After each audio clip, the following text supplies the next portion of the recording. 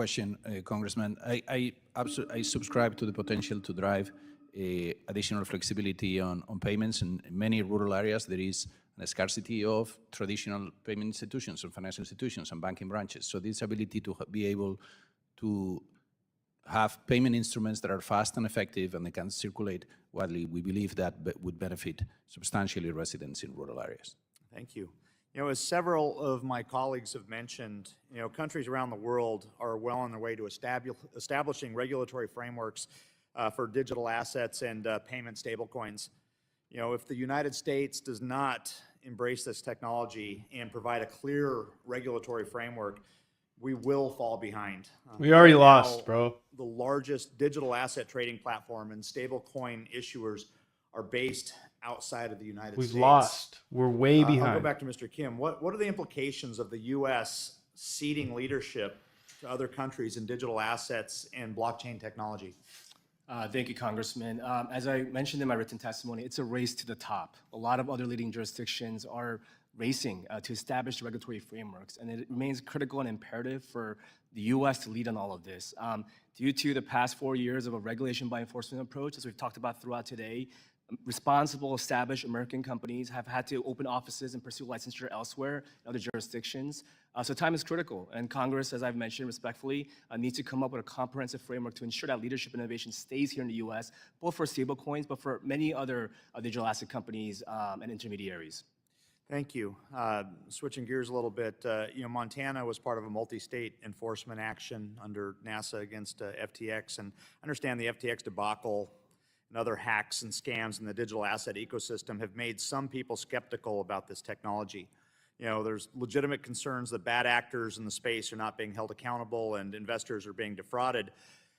We can preserve the promise of this technology while weeding out the bad actors. I've always said bad actors are bad for business. Nobody wants that.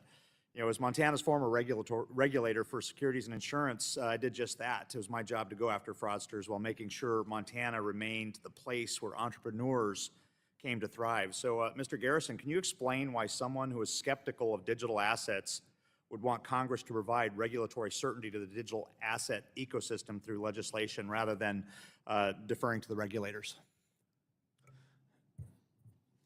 It's because the regulators have failed to act that you have situations like FTX, right? So this is an example of fraud not coming from the technology, but from centralized bad actors. Right now, there is no current federal regulator overseeing the spot trading of digital assets, so therefore there's no one for FTX to report into the U.S.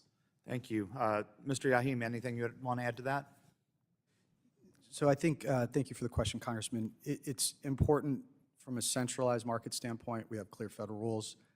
We've tried to navigate this patchwork of multi-state licenses. I think, you know, the states will continue to have an important role to play for consumer protection, as you know from your previous roles.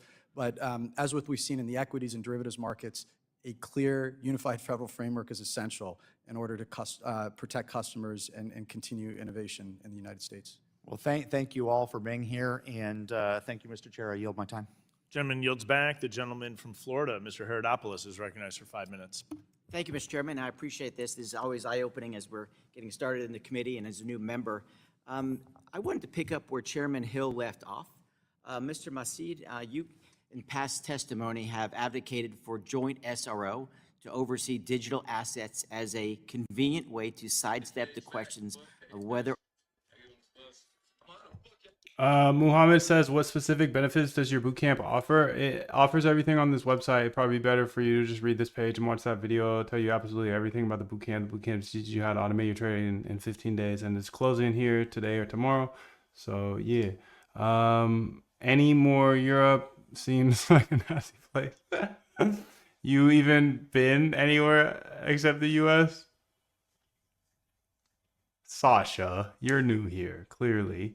I'm Mr. Worldwide, bro. I've been everywhere. I've been more places than you can even imagine. I am cultured to the fucking core. I am Mr. Moondav, Dr. PhD,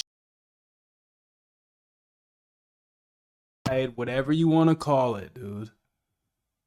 I've been to too many countries, dude. Too many countries to know